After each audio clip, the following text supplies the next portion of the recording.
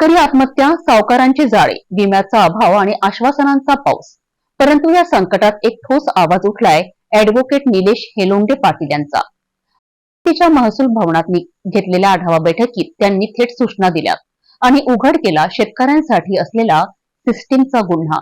जिल्हाधिकारी कार्यालयातील महसूल भवनात एक महत्त्वाची बैठक पार पडली. पण ही केवळ औपचारिक चर्चा नव्हती, तर शेतकऱ्यांच्या जीवाला लागलेल्या प्रश्नांचा धगधगता आढावा होता. वसंतराव नाईक शेतकरी स्वावलंबन मिशनचे अध्यक्ष ॲडव्होकेट निलेश हेलांडे पाटील यांनी या बैठकीत स्पष्टपणे सांगितले की शेतकऱ्यांना केवळ योजना नव्हे, जगण्याचं बळ द्यावं लागेल. प्रमुख मुद्दे जे गुन्हेगारी यंत्रणेप्रमाणे उघड झाले: गायरान जमिनीवर चारा लागवड नाही, शेतकऱ्यांना चाऱ्याच्या नावाने झुलवलं जातंय. विमा कंपन्यांचे प्रतिनिधीच गावात नाहीत, मग नुकसान भरपाई देणार कोण? जैविक प्रयोगशाळा केवळ कागदावरच, प्रत्यक्षात शेतकऱ्यांना मिळते फक्त आश्वासन. हमी दराचा तक्ता बाजारात नाही, व्यापारी मनमानी करतायत. शेतकऱ्यांचा माल कवडीमोल भावात जातोय.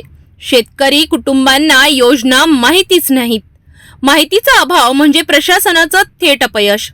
शेत जमिनी सावकारांच्या ताब्यात, पण मिशनने 63 हेक्टर जमीन परत मिळवून दिली ही आशेची किरण. परंतु कसं ते जोपर्यंत 5 बोट एकत्रित होत नाही, याच्यातला एक बोट फक्त कृषी विभाग आणि याचं थोडी मागे राहिली. तर यावेळेस अशी चूक होऊ देऊ नका. ठीक आहे, शेतकऱ्यांची आत्महत्या वाढत आहे. 1/2024 सुमोटो रिट पिटिशन दाखल झालेली आहे.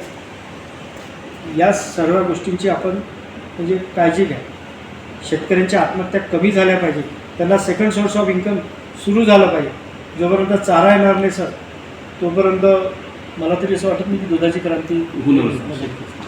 या बैठकीला निवासी उपजिल्हाधिकारी सुदर्शन गायकवाड, विविध विभागांचे पदाधिकारी उपस्थित होते. हेलांडे पाटलांनी स्पष्ट आदेश दिले: प्रत्येक विभागाने सामूहिक जबाबदारी घ्यावी, अन्यथा कारवाईला तयार राहा.